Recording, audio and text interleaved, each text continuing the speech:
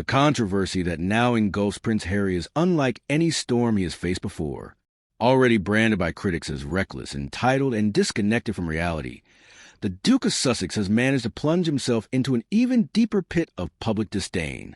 Reports have surfaced that Harry personally approached the UK government with an unprecedented request, a staggering $21 million loan to finance his personal security demands while on British soil. The request, shocking in both scale and entitlement, was flatly rejected, a refusal that has left Harry reportedly enraged, humiliated, and scrambling for alternatives. The sheer audacity of the request has stunned both Westminster and the public alike. Harry, who renounced royal duties in pursuit of independence and financial freedom, has once again found himself begging the very establishment he scorned. The government's decision to turn him away wasn't just financial. It was symbolic. Officials made it clear that public money would not bankroll the protection of a man who willingly walked away from his responsibilities. In one swift blow, Harry's dream of securing taxpayer-backed protection crumbled, leaving him exposed and desperate. For critics, this was yet another example of Harry's growing arrogance. His plea wasn't framed as a proposal, or even a compromise.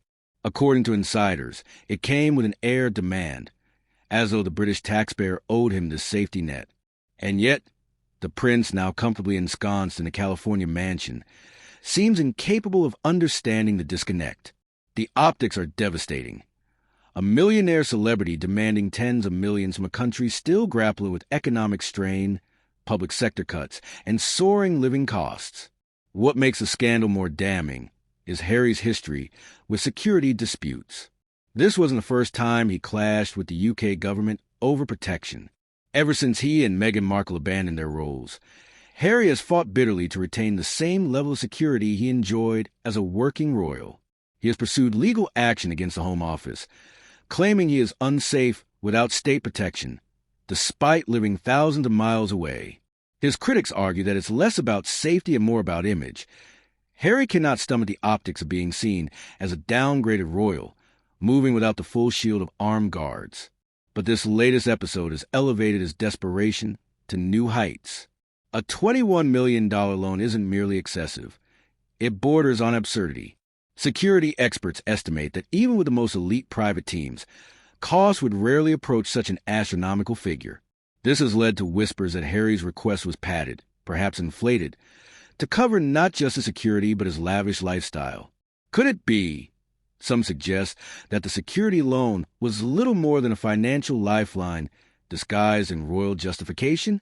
The middle of this unfolding saga reveals the depth of Harry's isolation. With the government refusing his demands, he has effectively cornered himself. His lawsuit against the Home Office continues to drag through the courts, bleeding credibility with every hearing. Meanwhile, parliamentarians across party lines have voiced outrage at the idea of taxpayers footing Harry's bills. This is a man who wanted freedom from duty, one MP remarked bluntly, yet he wants the perks without the responsibility. It's shameful. Even the British public, who once adored him as Diana's boy, have hardened against him.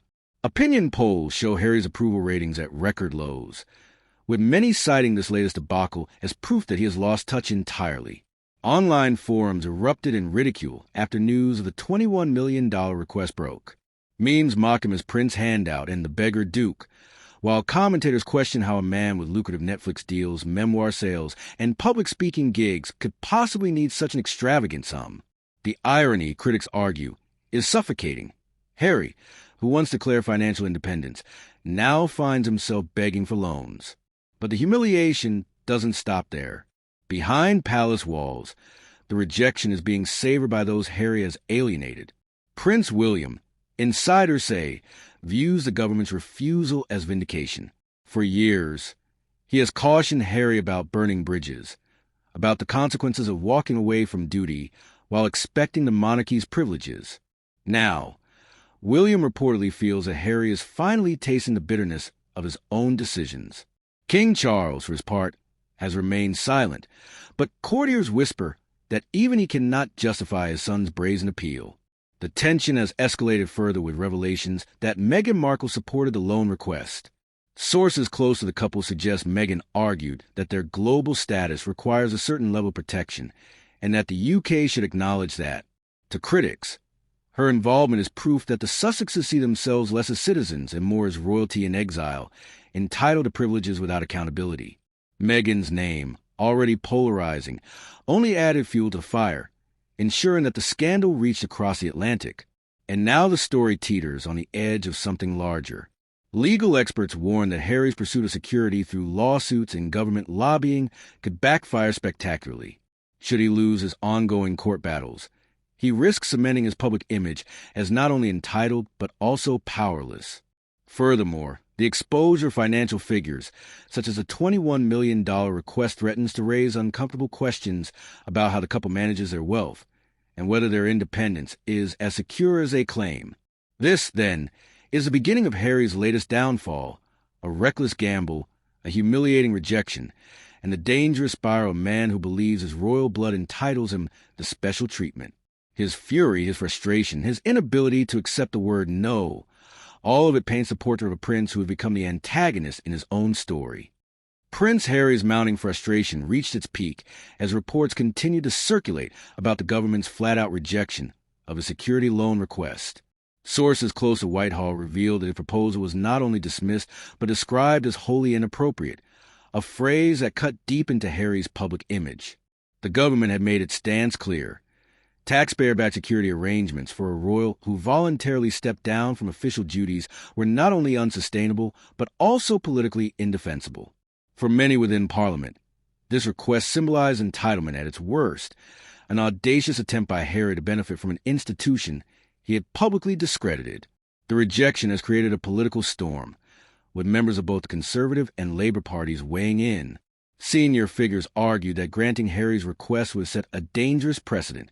If a royal who abandoned his post could demand a multi-million-dollar taxpayer-backed loan for personal security, what would stop other privileged elites from seeking similar entitlements? Behind closed doors, MPs expressed frustration at what they called Harry's tone-deaf understanding of British politics, suggesting that he still believed his title alone could secure concessions from the state. The controversy also reignited heated debates about Harry and Meghan's ongoing lawsuits against the UK Home Office. Legal experts noted the irony. While Harry fights in court to regain publicly funded police protection, he simultaneously sought a massive loan from the very government he is suing.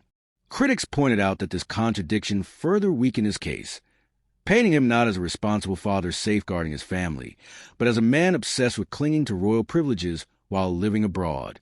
The fallout has been brutal in the media. The Daily Mail's headlines labeled Harry as the prince who wanted both ways, while the Times ran a scathing editorial questioning how a man worth millions through book deals and Netflix contracts could justify begging taxpayers for security funding.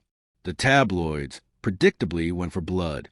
Headlines like Harry's $21 million audacity and royal outcast begs UK for protection dominated front pages, leaving his public image battered.